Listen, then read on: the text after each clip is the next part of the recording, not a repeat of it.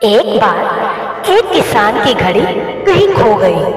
वैसे तो घड़ी कीमती नहीं थी, पर किसान उससे भावनात्मक रूप से जुड़ा हुआ था और किसी भी तरह उसे वापस पाना चाहता था। उसने खुद भी घड़ी खोजने का बहुत प्रयास किया।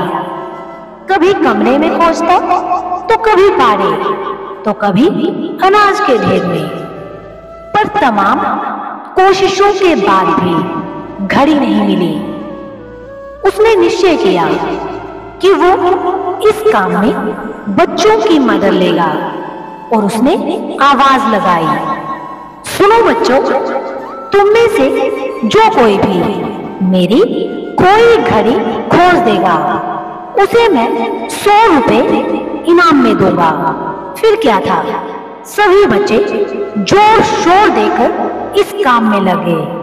वे हर जगह की खाक छानने लगे, ऊपर नीचे, बाहर, आंगन में, हर जगह पर। घंटों बीत जाने पर भी घड़ी नहीं मिली। अब लगभग सभी बच्चे हार मान चुके थे और किसान को भी यही लगा कि घड़ी नहीं मिलेगी। तभी एक लड़का उसके पास आया और बोला, काका, मुझे एक और मौका दीजिए, पर इस बार मैं ये काम अकेले ही करना चाहूंगा। किसान का क्या जा रहा था, उसे तो घड़ी चाहिए थी। उसने तुरंत हाँ कर दी। लड़का एक एक करके घर के कमरों में जाने लगा और जब वह किसान के शयन कक्ष से निकला तो घड़ी उसके हाथ में थी। किसान घड़ी देख प्रसन्न हो गया और अचरज से पूछा, बेटा, कहाँ थी ये घड़ी, और जहां हम सभी असफल हो गए, तुमने इसे कैसे ढूंढ निकाला? लड़का बोला, काका, मैंने कुछ नहीं किया, बस मैं कमरे में गया और चुपचाप बैठ गया और घड़ी की आवाज पर ध्यान केंद्रित करने लगा।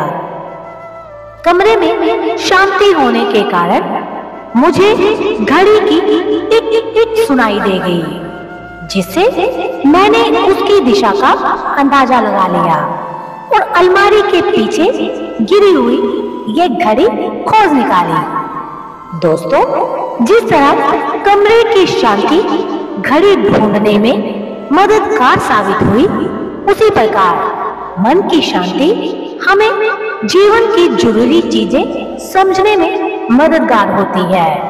हर दिन हमें अपने लिए थोड़ा वक्त निकालना चाहिए, जिसमें हम बिल्कुल अकेले हों, जिसमें हम शांति से बैठकर खुद से बात कर सकें और अपने भीतर की आवाज को सुन सकें। तभी हम लाइफ को और अच्छे ढंग से जी पाएंगे और अपने लक्ष्यों को हासिल कर पाएंगे। ये थी आज की कहानी। फिर मिलेंगे एक नई कहानी के साथ। तब तक के लिए अपना ख्याल रखना और ऐसी ही कहानियां सुनने के लिए चैनल को सब्सक्राइब और बेल आइकन को प्रेस करना मत भूलना। अगर कहानी अच्छी लगी हो तो इसे ज्यादा से ज्यादा शेयर करना।